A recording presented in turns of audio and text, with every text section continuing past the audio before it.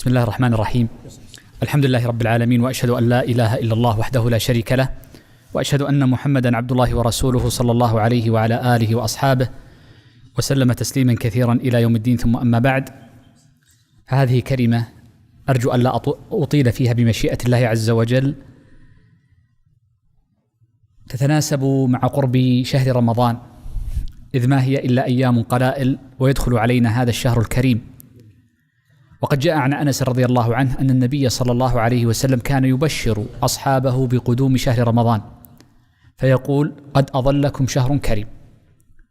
وظاهر حديث أنس أنه كان يقول لهم هذا الكلام قبل دخول الشهر، فيذكرهم بفضل الشهر ويذكرهم بأعمال هذا الشهر الكريم المبارك.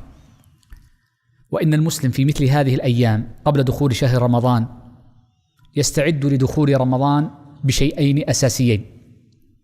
أول هذين الأمرين أن ينوي ويعزم على الطاعة، ولذلك فإن الإمام أحمد قال لابنه عبد الله لما قال له ابنه عبد الله: أوصني، قال: يا بني انوي الخير فإنك لا تزال بخير ما نويت الخير.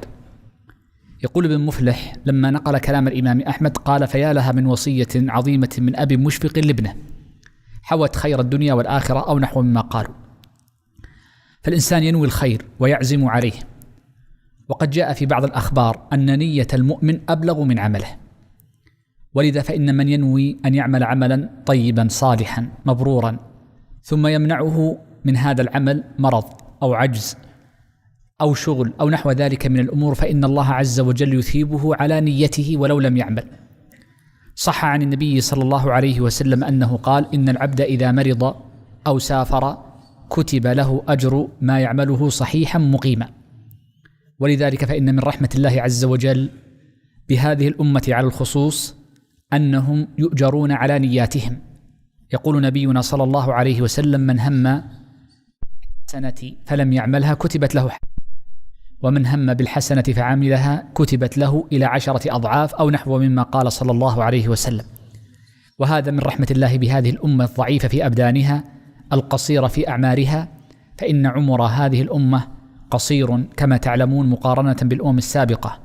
فإن نوحا عليه السلام قومه يدعوهم لتوحيد الله وإفراد العبادة 1000 سنة إلا 50 عاما، وقبلها كان له عمر، وبعدها كان له عمر بعد الطوفان. ولذلك قيل إن عمر نوح عليه السلام 1050 عاما إن صح ذلك.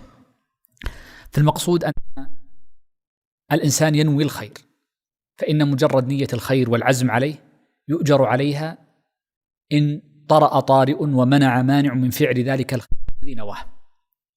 ولكن هذه النية لا بد من معرفة الأمر الثاني: ما الذي ينوى؟ فليس كل أمر ينوى، وإنما ينوى الأمر المشروع دون ما عداه. ونحن مقبلون هذا الشهر الكريم، حري بطالب بالمسلم عموما أن يعلم ما الذي يشرع في هذا الشهر الكريم، لكي يتعلم الأحكام فيؤديها صحيحة، ولكي ينويها ويعزم بها إن قدر على ذلك، إلا فإن الله عز وجل كريم سبحانه وتعالى.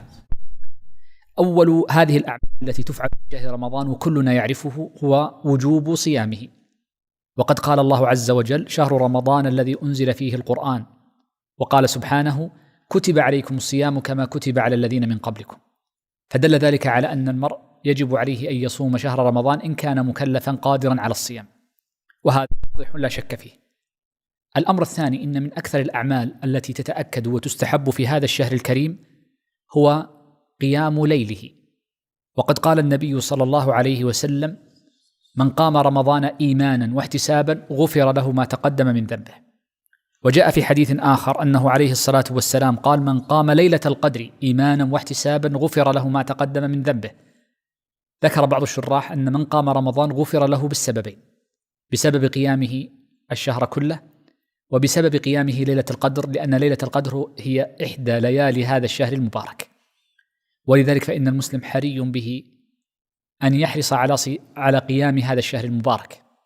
وقد كان النبي عليه الصلاة والسلام يقومه، وقامه الصحابة بعده، وما زال المسلمون يقومونه فرادى وجماعات في صلاة التراويح. ولنعلم أن من فضل الله الواسع علينا أن الله يثيب قيام الليل لشخص لم يصلي من الليل إلا الفرائض. فقد جاء في حديث عثمان وغيره أن النبي صلى الله عليه وسلم قال: من شهد العشاء فكأنما قام نصف الليل، ومن شهد الفجر، وفي بعض طرق الحديث: ومن شهد العشاء والفجر فكأنما قام الليل كله. وهذا يدلنا على أن المسلم يحرص على أن يصلي هاتين الصلاتين في جماعة، العشاء والفجر. فمن صلى العشاء والفجر مع الإمام فإن حديث رسول الله صلى الله عليه وسلم يدل على أنه يكتب له أجر قيام ليلة. فهذا أقل ما يمكن للمسلم أن يحرص عليه إن شغل عن غيرها من الصلوات كالتراويح وغيرها. العبادة الثانية التي يشرع فعلها في شهر رمضان وهو قراءة القرآن. وقد ذكر العلماء أنه يستحب قراءة القرآن في رمضان خاصة، كما قال جل وعلا: شهر رمضان الذي أنزل فيه القرآن هدى للناس وبينات من الهدى والفرقان. والنبي صلى الله عليه وسلم كان يأتيه جبرائيل عليه السلام فيدارسه القرآن حتى كانت السنة التي قبض فيها صلى الله عليه وسلم فدارسه القرآن مرتين. أخذ العلماء والشراح من هذا الحديث أنه يستحب للمسلم أن يختم القرآن في رمضان مرة على الأقل، ولذا فاحرص على ألا ينقص هذا الشهر الكريم عن ختم القرآن مرة، فإن فضل الله عز وجل واسع وعظيم، ولا تحرم نفسك من هذا الفضل العظيم. الأمر الثالث مما يفعل في هذا الشهر الكريم وهو كثرة لزوم المساجد. وقد جاء عن أبي هريرة رضي الله عنه أنه ذكر عن صحابة رسول الله صلى الله عليه وسلم أنهم كانوا يقولون: إذا دخل شهر رمضان نلزم المساجد نحفظ صيامنا. وهذا يدل على أن كثرة لزوم المساجد فيها أجر عظيم عند الله عز وجل، ولو لدقائق معدودة بعد الصلاة أو قبلها. والمرء ما زال في صلاة ما انتظر الصلاة، والمرء ما زال تسبح له الملائكة ما لم يحدث أو يتكلم، وهكذا من الأحاديث الكثيرة التي وردت عنه صلى الله عليه وسلم. فكلما مكثت في المسجد ولو دقيقة فإن لك أجر، وخاصة في رمضان. وقد جاء أن عبد الله بن أنيس الجهني ذكر عن أبيه أنيس الجهني رضي الله عنه أنه أتى النبي صلى الله عليه وسلم فقال: يا رسول الله، اجعل لي ليلة، إني إمام قومي في البادية، فاجعل لي ليلة آتي مسجدك. فقال له النبي صلى الله عليه وسلم: إيتي ليلة 23. قال ابنه عبد الله: فكان أبي إذا جاءت ليلة 23 ربط دابته عند باب مسجد رسول الله ولم يخرج إلا بعد طلوع الفجر. ولذلك يقولون إن أقل الكمال أن يعتكف المرء ليلة كاملة أو يوما كاملا، كما دل النبي عليه الصلاة والسلام أنيسا في هذا الحديث. وأما أكمل الكمال فما فعله النبي عليه الصلاة والسلام، حيث كان يعتكف 10 أيام، وهذا من لزوم المساجد.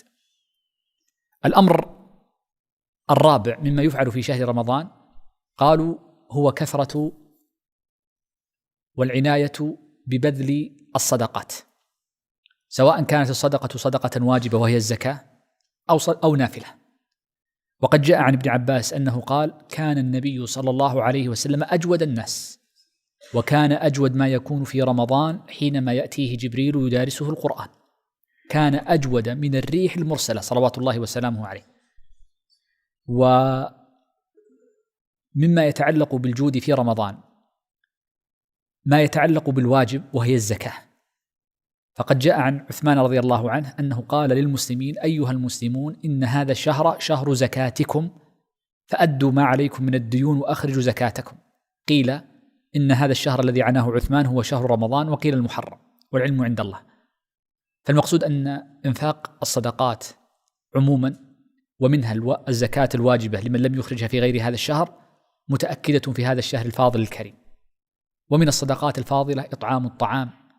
وقد جاء أن الصحابة كانوا يتبارون، يعني يتسابقون في إطعام الطعام في شهر رمضان.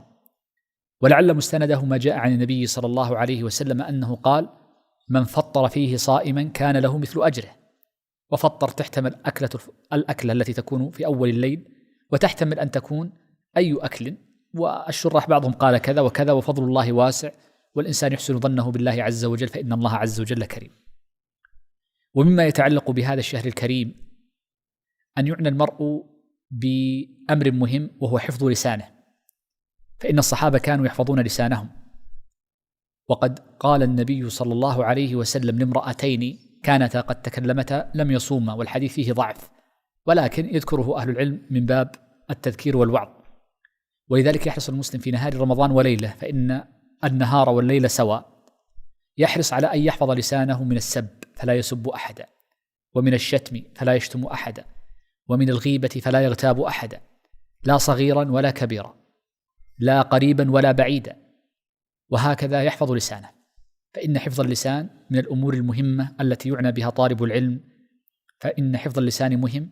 وكثير من الناس قد يأتيه ما يغضبه في الطريق فيسب ويشتم، أو يأتيه في بيته ما يغضبه فربما أقذع على ولده أو بنته، ولكن كما قال النبي صلى الله عليه وسلم: فإن سابه أحد أو قاتله يعني أراد أن يحاجه. بعضهم يقول المقاتلة هنا بمعنى الحجاج، وبعضهم يقول المقاتلة بغير ذلك. فإن سابه أحد أو قاتله فليقل إني صائم.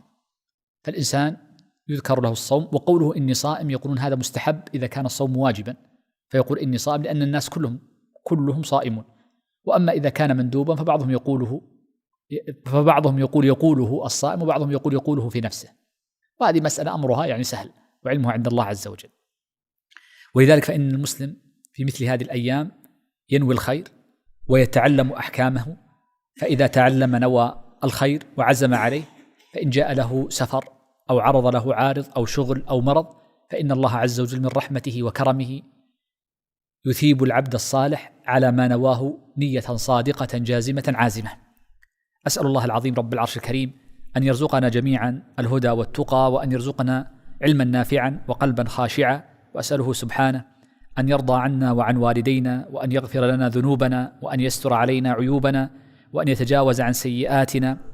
وأسأله سبحانه أن يفقهنا في الدين، وأسأله سبحانه أن يذكرنا من القرآن ما نسينا، وأن يعلمنا منه ما جهلنا. وأسأله جل وعلا أن يحفظ بلادنا من كل سوء وفتنة، وأن يحفظ عليها أمنها وإيمانها، وأن يديم عليها رخاءها. وأسأله جل وعلا أن يوفق ويبارك ويحفظ ولاة أمورنا، ويسدد أمرهم ويسدد رأيهم. وصلى الله وسلم وبارك على نبينا محمد وعلى آله وصحبه أجمعين.